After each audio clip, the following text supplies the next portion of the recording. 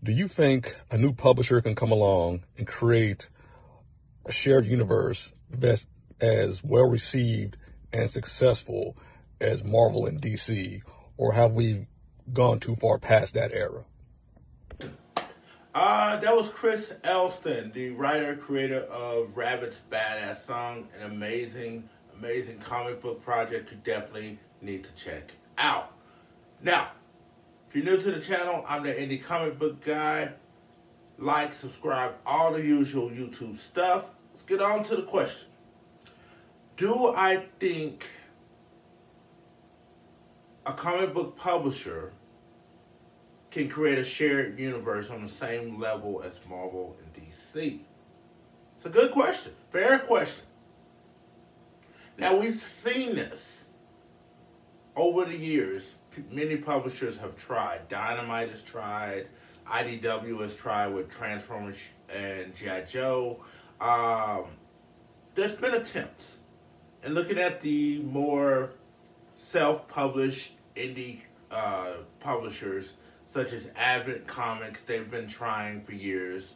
I know Tony, the publisher of Advent, he's been working on this Cosmos miniseries, for example, for about 6-7 years. And one of the criticisms that people used to give Advent Comics was that they had a bunch of issue number ones. They had a bunch of issue number ones and twos, and that he was trying to create everything too fast. That was one of the biggest criticisms people used to have about Advent Comics, was that, hey, we like the material, but we want completed story arcs. And he's gotten better in recent years, but it's one of those things, and it's not just Advent Comics. I see Unstoppable Comics and a few other publishers, they are hell-bent on, hey, we want to create this giant universe, but instead of focusing on one title and getting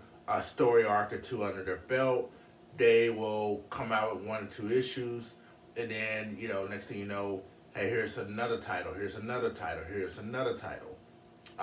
Was it Godhood Comics? They came out with Mega Woman, Sharpshooter. Then when they did Antagonist, those other 2 titles just kind of were forgotten. They were good titles, This happens a lot because people are chasing a hit. They're chasing a hit. And what I mean by that is kind of like, in the record industry. If you are a musician, you need that hit. The record label is looking for that hit that's going to put you over the top. So when it comes to publishing, this goes for book publishing and comic books as well. People are looking for something fans gravitate towards from a financial standpoint. So as much as you love titles 1 and 2, they may not sell.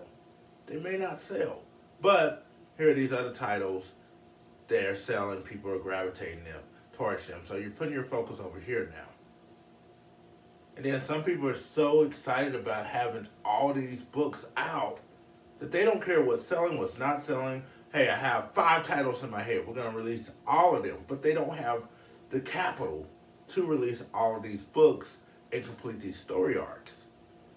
Even with the aid of Indiegogo and Kickstarter, you're still seeing, and I've said this a lot, and y'all have seen it, you're still seeing the output being 1 to 2 titles a year for a lot of creators.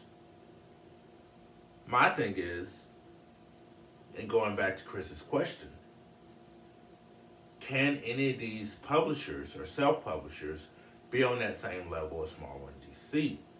We've even seen Image try this time and time again and failed. Spawn, now with the Spawn universe, they're attempting to do the shared universe. Will it work? Will it not work? We will see. But Spawn alone isn't a popular enough character to really birth a universe of that size to really make it matter. Like the Spawn universe, yeah, some of these titles are going to get canceled quickly. Some of them may stay afloat. And we're lucky if, I'll say in 2 years, if there's 2 to 3 Spawn universe titles still around. Might just go back to being Spawn. We'll see. Ben Dunn, Fred Perry, Antarctic Press, they've tried this, but they did the smart thing. Instead of, hey, let's have 5, 6 books based off this title, spin-off titles. You know, you have your main book, and then you have one-shots here and there, or you have a miniseries here and there. That seems to work better for a lot of small publishers. It seems to work better. Because you need to establish your core book first. Once those characters are established, then branch off into spin-offs and whatnot. Concrete Comics, they're doing a great job with what they're doing. Salute to them. Shout out to all the publishers that I mentioned because they are putting in the work. My only criticism for some of them is that they're trying to do too much too soon without establishing those core books and characters. That's it. Only criticism. But will they ever get on that level of Marvel and DC? Marvel and DC have a 75-year head start. They also are owned by mega corporations, so they have the financial backing to keep these characters in the public eye, even if there's no book. Via t-shirts, pajamas, lunchboxes, toys, animation, cartoons, movies, all of that. They have a 75 to 80-year head start on all of these publishers.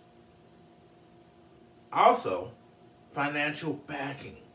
Most indie creators don't have that financial security to even compete on a Walmart level with Marvel and DC. So even if they did create a shared universe, it's going to be limited because their reach is going to be limited. I talk about creating an audience all this time on this channel. That's key. Create an audience, build that title and that universe slowly over time. Let people learn who these characters are. Let people fall in love with these characters. Let word of mouth kick in to some degree. Get the SEO up. Then branch off. Now, do publishers have to follow my advice? Hell no. It's their business. But being a fan of comics and as well as a creator, I've seen what works and what doesn't work for many publishers. Stranger Comics, they're doing a great job of establishing a shared universe. And they did it exactly the way I said. Start with your core book, build from there. Build from there. So, I hope that answers your question, Chris. Keep those questions coming.